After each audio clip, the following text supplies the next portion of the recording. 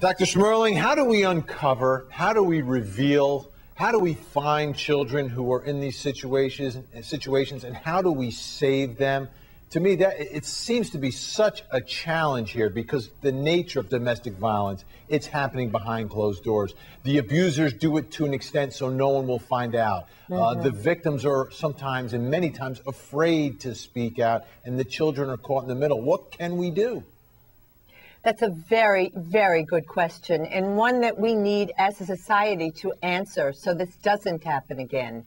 There has to be a little bit more transparency and less shame in talking about domestic violence, and also the generational quality of domestic violence, that it doesn't only affect those people that are directly involved, but it also has collateral damage on future generations because, as I said before, it is a repetitive cycle, and this will happen over and over again.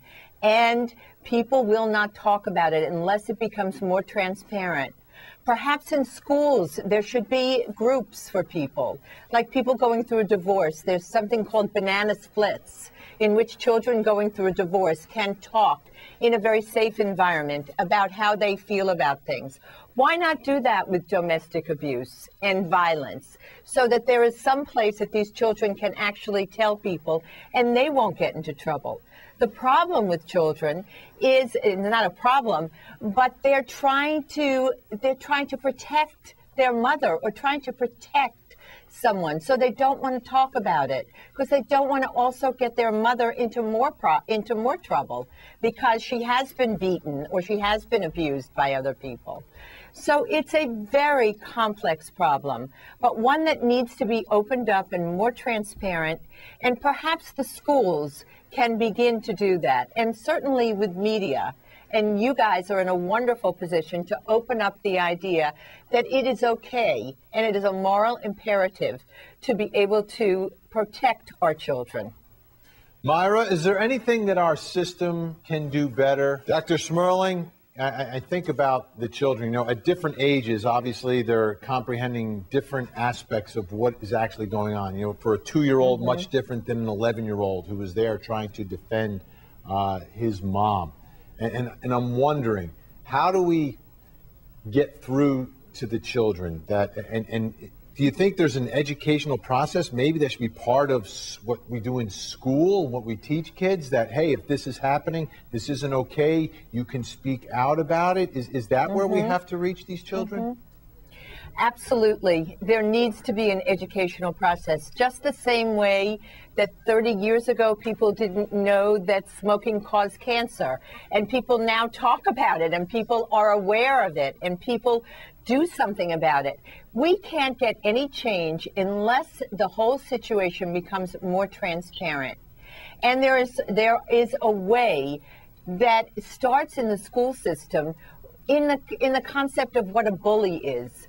A bully is the same thing as someone who is a violent abuser, an emotional and physical abuse for a woman or a man, but that's what bullying is.